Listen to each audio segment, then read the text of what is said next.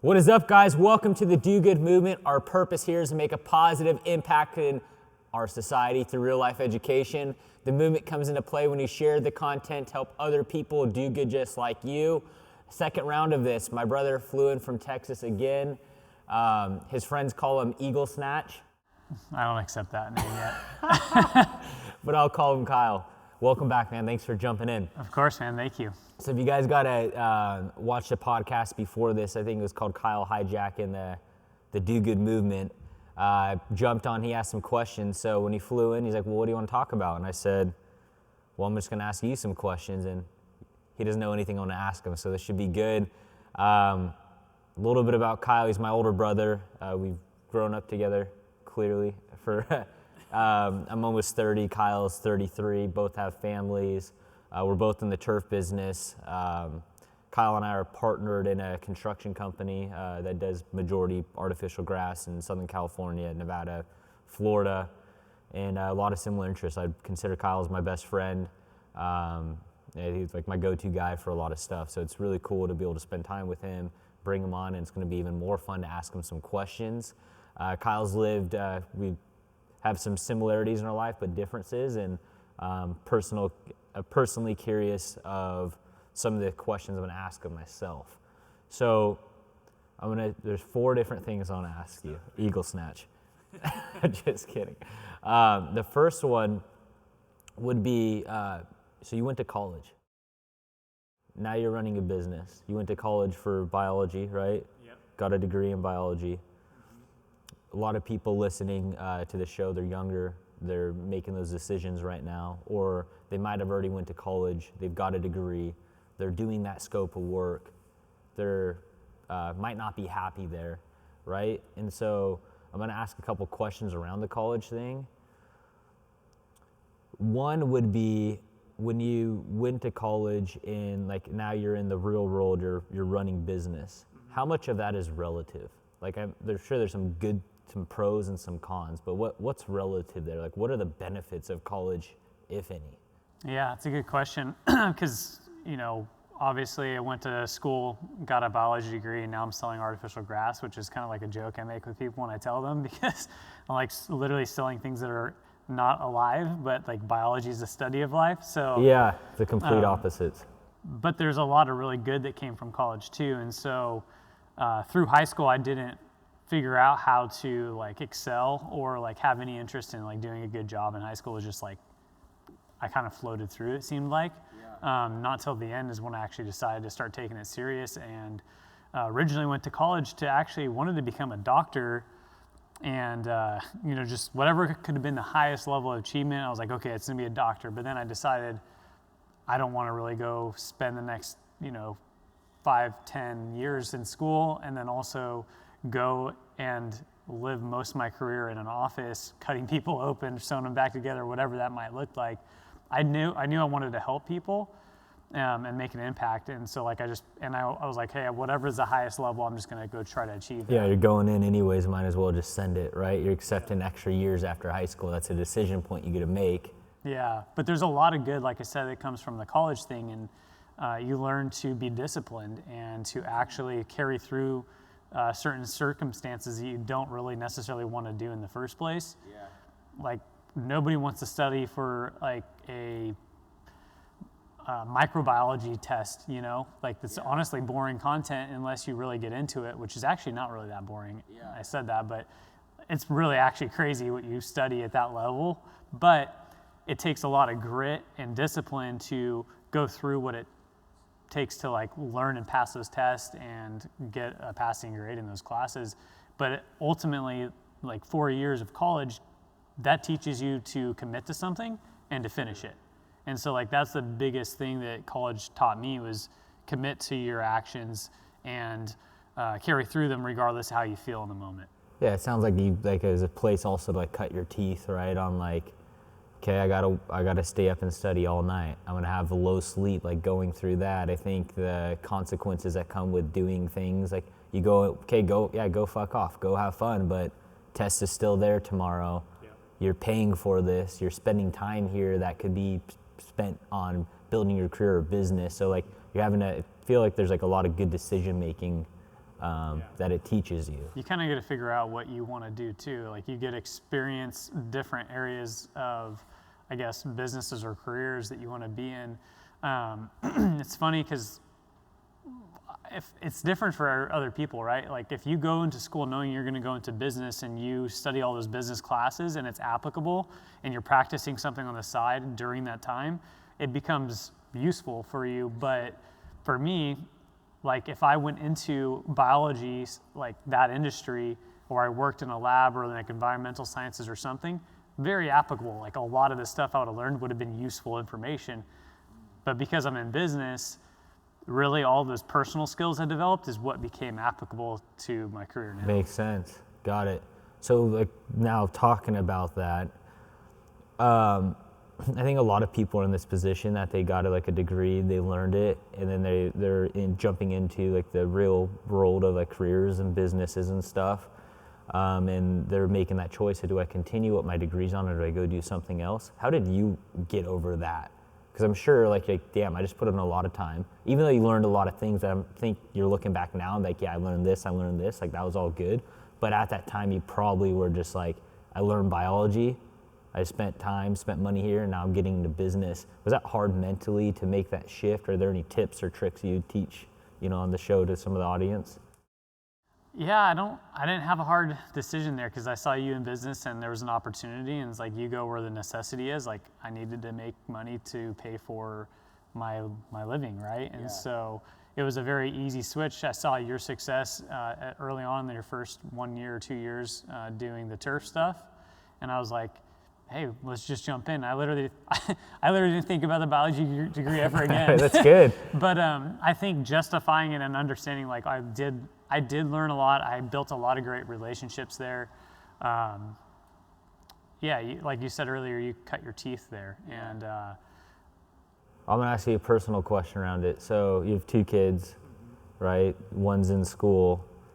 They're gonna be at this decision point soon, right? They're gonna get through school, and they're gonna be talking to you about, hey, Dad, what should I do? Like, here's some ideas. Should I go to college? Should I do that? If they said, should I go to college? If there's 3 options, should I go to college? Should I open a business? Or should I go find a job somewhere? How do you stack that together, and what would you bring in? What would you leave out? Yeah, I mean, ultimately the answer would be like whatever you're passionate about, do. Like if you want to go work for a business and just do the job thing, go do it. If that's gonna really make you happy and fulfilled and serves your purpose.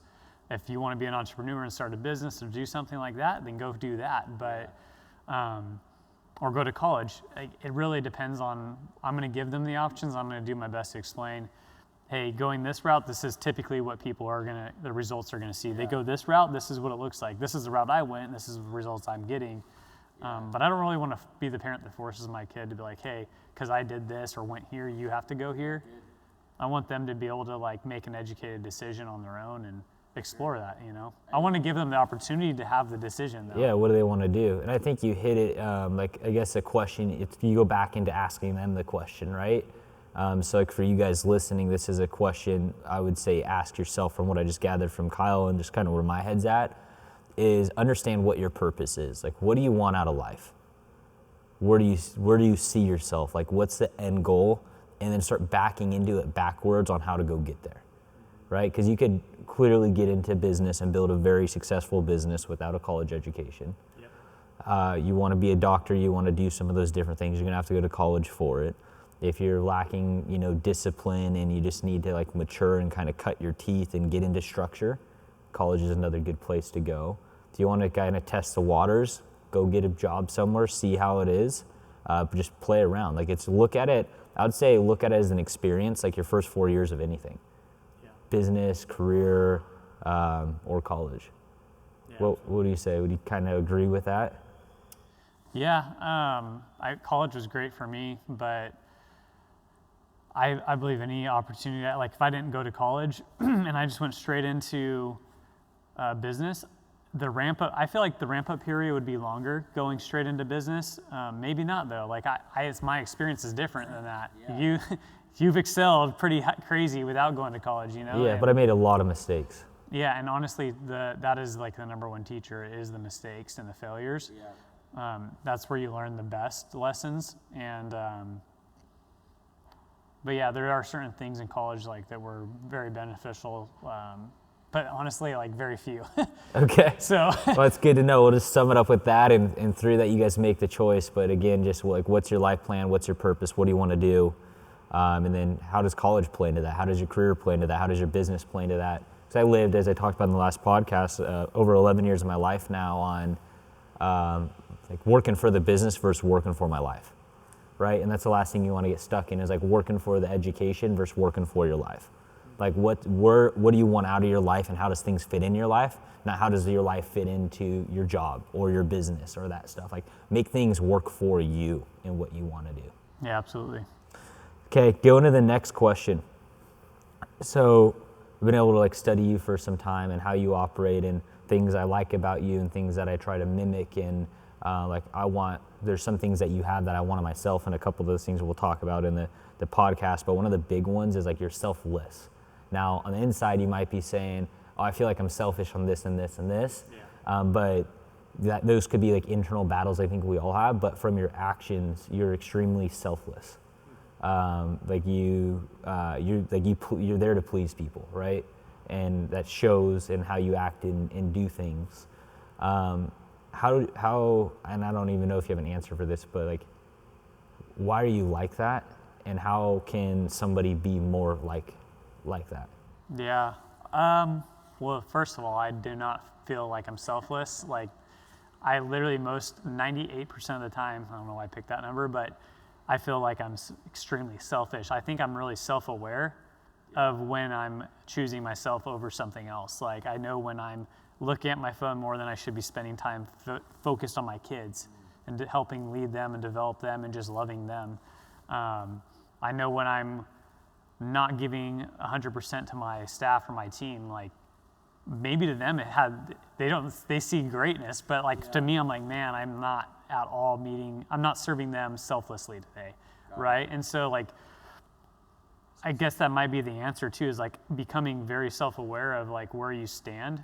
Do you like analyze your day at the end? Like, do you kind of like look at these things and like, hey, how did I do?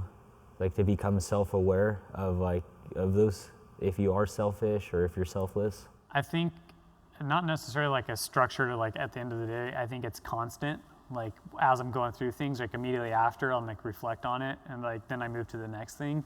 Not saying there's a right way or wrong way in that. It's just the way I do it. And you have to be able to compare yourself to something in order to know, like, if I was around selfish people all the time, I'm selfish and nobody knows the difference. But if I'm around somebody who's extremely selfless, or my mentors or the people I look up to and aspire to be like, act a certain way, and now I can compare the motives in my head versus what I'm acting out on. Yeah. That's probably how I can tell where I sit, and I think that's like I compare myself to Jesus' like standard of selflessness, right? Yeah. And so like that standard is up way further than any human could ever reach, you know? Right. And so when I compare myself to that, I am like, of course I'm going to be like, oh wow, like I am not acting the way I should be, and like because I know that there's a better way. You know? Yeah. So it sounds like one, you have standards for yourself, right? Like on who you want to be and who you are, and you're striving for greatness. And the second thing I took out of that is like you like to serve people. That brings you some type of happiness, right? Yeah. So if I wanted to be more selfless, I think the starting point would be, one, like raise my standards, and how do I get there? And you have to be selfless to have high standards, right? Yeah, you have to put yourself around people that you aspire to be like, because you want to have a greater life that's more enjoyable, not spent like on yourself, right? And then the second one be like serving somebody. So like if like today, if you feel selfish, go serve somebody. Go pick up the phone and give somebody a compliment, like something like small. And when you get off the phone, see how that makes you feel. So if you're like in a dark place, if you're not happy, if you're low in energy right now, like pause the podcast, go pick up your phone and literally just call somebody and just tell them something that you think highly about them. And then tell me where your energy is after that. Yeah, you'll be on top of the world just by doing little things like that. Yeah. or just helping the guy, like, buy a meal for the homeless guy you drove by. You literally take 5 minutes every day, go pick something up, drive it back to him. Yeah. So there's a high that comes from that, and excitement and a part of life, and that's probably what you chase. And the only way to do that is like selfless. Like, so I think that's the way. Like, from what you talked about, that's just kind of how I broke it down. Yeah. If you think about it, like, we're all after that feeling of like, oh, I want to feel alive and like I'm serving a purpose. And for me, it's just been like, how do I help other people? Yeah. But yeah, I'm probably way more critical than I need to be on myself. Yeah, you are. I constantly don't feel like I stack up to where I should be. Maybe that serves me in a way too. It's just because you keep raising the standard. Yeah. Like, right? You could, in today's world, you could see that we have access to see so much stuff. So then somebody's a little bit better there, and I could get a little bit better, and it's just that it doesn't end. But you're doing a good job. Yeah, I appreciate that, man. Yeah. So the next question I have is around confidence. So I would say in the last like 5-6 months, like, things have shifted for you. We've been in business together for like 8 years, right? Yeah. And I've always had a good team, good management team, but you never wanted to really be the guy to have to like make that decision. Yeah. Like you'd always check in with people or have them like come up with the decision. You like to run the play, but in like the last like 5 to 6 months, you have this like massive thing of like confidence with you, not in a cocky way by any means, but like you've taken control and you're running shit. Thank you. Like completely like on your Yeah. own, like no help needed, and doing a very good job doing that. What made that shift, and how I want you to answer this is, like, think of people today that might be, and I don't know if you feel it or if it's just something that I see, but somebody that might be in the spot of just like, I don't know if I should be making these decisions or if I belong in this position or doing these things, to like, you then somehow just made a shift. Yeah.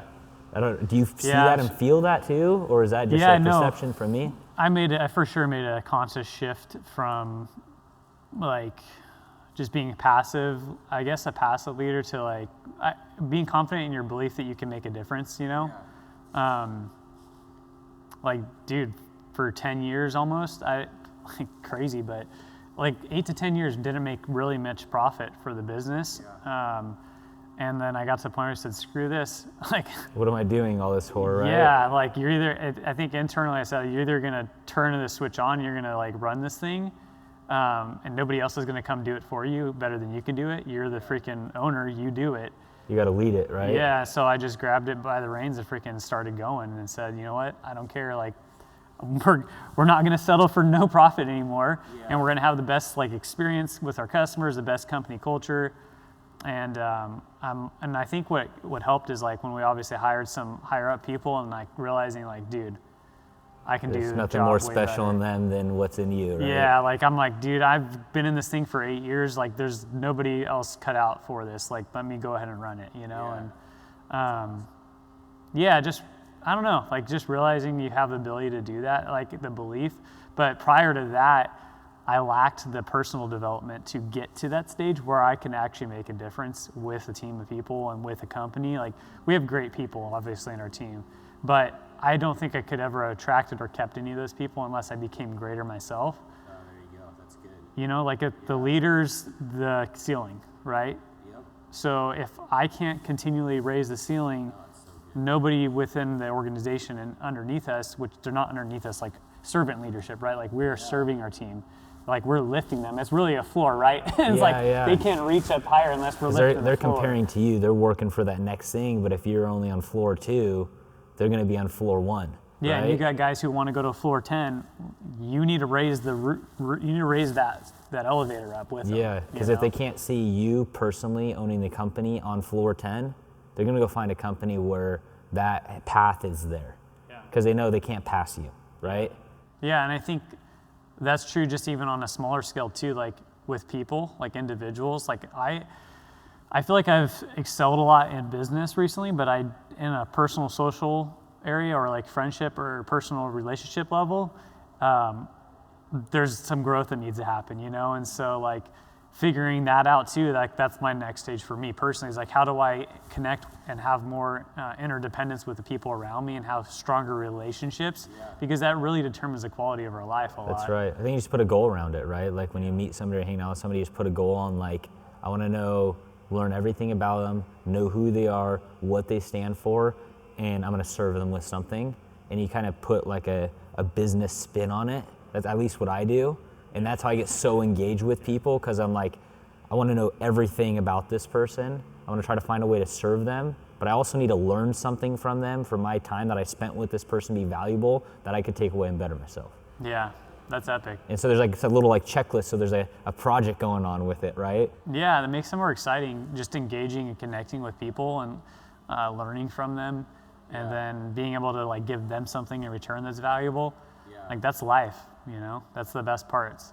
Like we're going on this trip, like I am honestly more excited to have that community and friendship and fellowship with our friends.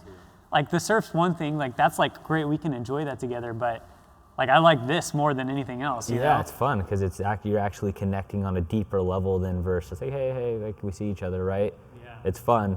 And like I recommend, I know we kind of went a little off here, but it's important. So what we're talking about, like you guys are married, do that with your significant other.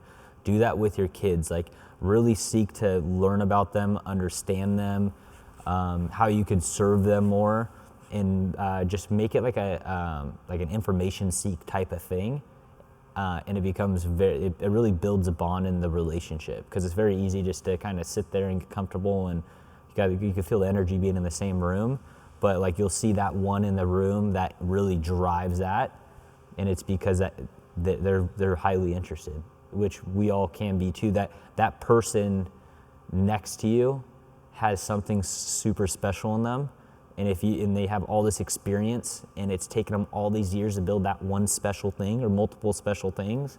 In a 5-minute conversation, there's a good chance if you're asking the right questions, you could take that special thing from them and now put it in you. They still have it, but you're able to duplicate that in yourself, and you have that much more growth. And so like we talk about self-development and those different things. Yeah, you get it through a podcast, you can get it through a book, but you also get it through seeking information from other people live, and it becomes really cool and fun. And a lot of people, they like to talk and they like to share and all that stuff, and that's where you build these friendships and the network too. And one thing, I know I'm going on a tangent a little bit, but like my success, like financial success level, I guess, grew a lot when I started doing that more with people. And I don't do this as like I'm trying to get like money out of somebody. I do it because like I like these conversations, like it's good shit, you know, like it's fun to be a part of. And so that's just who I am now. But also it shows other people that you care and you're interested in them, and you're also, by learning about them, you're able to help them. And then when you're helping somebody and they see that, they want to help you back. It's a richer life when you spend time getting to know other people. That's right. Versus like living on a little island yourself. Yeah. But go ahead. I've had a lot of people in return help me with so much stuff just because of that trait. Yeah, if you're always giving to others, like things come back to you, right? Yeah. But I wanted to touch base on like when you're talking about like spending that time like talking to your wife or having a conversation with somebody else, like you have to get out of your comfort zone. It's never gonna happen on its own. Like they're never gonna approach you and try to like have that conversation most of the time. Like you need to go out of your way and initiate that conversation and be intentful with the person in order to have that rich relationship with somebody. Like you can't stand in the back corner of a room and expect your relationships are going to get better. You have to approach people face to face and be vulnerable and talk to them and ask them questions and show genuine interest in them, you know? And I think that's why you do so good in like business now, and like not talk about myself when I talk about myself. Like I do good in business because like when I'm running meetings and teams and hundreds of people or whatever, or pitching a deal, like I will communicate up front that, yeah, I don't fucking know anything about this, and I'll ask questions and seek to learn from them, showing that like I don't know everything, right? And so going into a relationship with a significant other or whatever, like that's the best way to enter that. You can't be like I'm the one, I'm all of it. It's like let your guard down. Yeah, you have to put your ego down too. Yeah, just like let it down, and people could see if they want to work with you and not want to work with you. But when people see that you're open, like that's where you build that team and that culture, and that's exactly what you guys have on the Built Right team. Yeah, that's cool. It's like we don't think about like how we got there very often. We're just doing it now. Yeah. But it is good to reflect and like, okay, these combination of things trigger that, and this is how we arrived here, so we can help other people get there, you know? So yeah, being a lifetime student, but just wrapping up the confidence side, if somebody is, I just want to put a summary around it. It's like if they're not confident today, you're basically saying like, there's going to be probably a time in your life where you're going to want to rip the Band-Aid off. Like you're going to get there, right? It took you 8 years to get to like, man, I'm spending all this time here, like, fuck it, like, I'm gonna do whatever it takes, right? And so like other people, if they're there, probably rip that Band-Aid off a lot sooner and just say, hey, before I waste my time, like, what do I have to lose? I'm gonna die one day. Like, who cares if I fail? Who cares if I get made fun of? Just rip the Band-Aid off and go do it. And be open, like, and by being open, other people, this is kind of how it all got wrapped together at the lifetime student, is like, if you're open enough, people won't let you fail, because they know who you are, they know your intentions, and they know you want to do better, and they're going to help you get there, and that's going to help you drive more and more confident. Yeah, I mean, you build confidence by doing the actions that you're not used to doing normally, getting the result, pivot, change, do the actions again, and you constantly do those actions over and over again until you're like, oh, I do got this.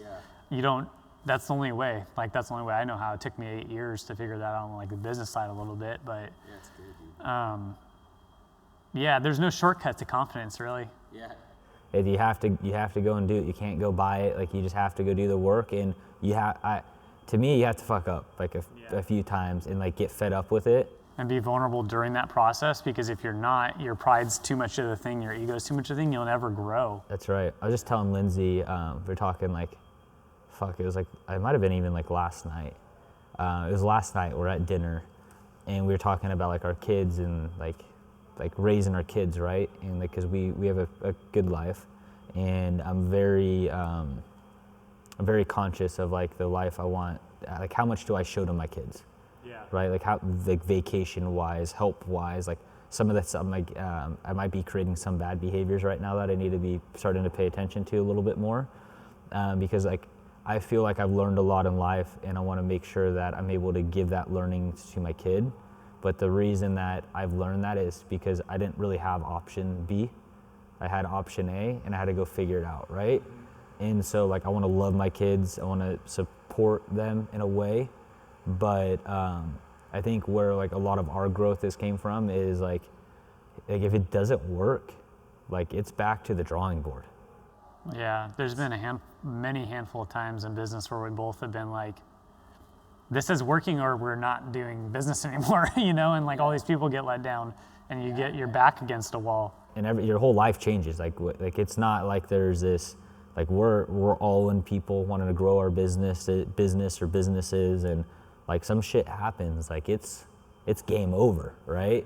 And then you look at, okay, at the age you're at, having kids, like it's almost you gotta have to like settle for life, and that doesn't exist in our dictionary too. So you got this like pull, and I think that's really, at least for me, that's what's driven my confidence or helped me build my confidence, is like I have everything to lose, and I'm not willing to lose it.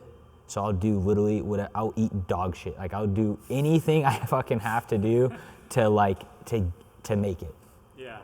You know, and that I kind of broke down on the last podcast a little bit, because I was thinking about like some of the stuff and like gnarly things that just like zero ego, completely humble things I've had to do, and like move things around so many times just to make it another week or another month, you know, and that just been my life. Yeah. So yeah, that's a good conversation. The last thing I want to ask you about is you have this sense of like inner joy about you. Like you don't carry like bad weight, bad energy. Like when somebody's around you, you're either like super personality, or you're chilling, but you don't have this like, oh fuck, it doesn't feel good to be around Kyle, right? Yeah. I've only seen like one time, like when he had like he carried stress and like it pushed out, right? It was when we were at Mom's and we were walking to the park and you're doing something at work and it showed, right? So you might on the inside have some of this, but from the outside, it seems like you just don't carry any weight. And you got a lot on your shoulders. If you have a big plate to fill, big shoes to fill, why is that? And how? Like I want more of that. Everybody listening on how I just described that probably wants more of it, is just like walking around like, it's almost like you're just like your persona in a professional way. Those like a kid on summer break, like, let's go to the beach, let's go do this, let's go have fun, right? But you're running a good sized company and all this other stuff. Like, how? So, I don't know, like what, I think maybe I do a good job of not allowing that to cross the border from my internal to my external. I just portray it differently. Like when I am in super stress mode, I'm quiet. Like I'm not going to respond to people if I'm in super stress mode. So you reserve the content that might come out of your mouth. Yeah, like I know when I'm not in a good spot mentally, and I will lower the amount that I speak at that time because I don't want to say the wrong things or like snap at somebody. But like if you know me enough, like you can tell when my energy comes down, or if I'm like, what happens is I go into like critical, like I gotta solve a problem mode versus, because everything has a solution, right? And so like you have to decide like any sort of anxiety, you have to decide what you're going to do with the anxiety. You can't just let it sit in you. You have to decide what actions you're going to take. And once you make the decision to move forward with that action, it becomes easy to deal with. But ultimately, dude, it's God, and it's like my faith in God and knowing that ultimately at the end of the day, no matter how much I screw up things or if my life literally ends, like if I literally lose everything, I still have my faith, I still have like eternity with God, like I still know that I'm saved, right? Like I know that the people I love have that same faith, and I have a lot of peace from it. So like that's just the way I've come across things in life, but I know it's not everybody's path. Like I hope everybody finds that peace one day. But specifically, like that's, I think ultimately why I don't like lose it. Like I don't have anything to lose. Like I already have the world. I have everything. That's amazing. Everything I want. See exactly what I'm talking about. That's exactly what I'm talking about right there. Yeah, like I truly have everything I need, right? Yeah. So, and here's the other thing too. Like I've been in some really crappy situations, like where I thought I was going to lose the business because of like a project we're potentially going to have to replace. Like one of the most stressful situations. It was like a $200,000 job, and I was like, it's going to cost me $180 to replace this, and I don't have $180 in the bank. So like those are the details, right? And so when that happened, I was like, you know what? I just prayed. I was like, God, like you already know the situation here. Like I'm just gonna, it's all yours. Like we'll figure it out. Because you literally could not do anything at that moment. What happened with that project, by the way? It's really cool, actually. So what ended up happening is, poor electrician, but this electrician drove. So first of all, like we had a bunch of stuff we had to replace potentially. Like there's a bunch of seams showing. They allowed us to go do the repairs versus replacement. Well, first of all, as struggling with that and wrestling with that idea, like crap, like I can either say, screw it, I'm bouncing, like wipe my hands clean of it, lawsuit, like, or I can say, you know what, I'm gonna own whatever situation comes up, no matter what it takes. If I have to go and I have to take a loan out to fix this field, I'm gonna go do that. That's good. So I made the integrity decision, the right decision, and once I committed to that, peace came back. Because God's always going to be in the right decision, and then He's going to give you that peace when you're making that right decision. Yeah.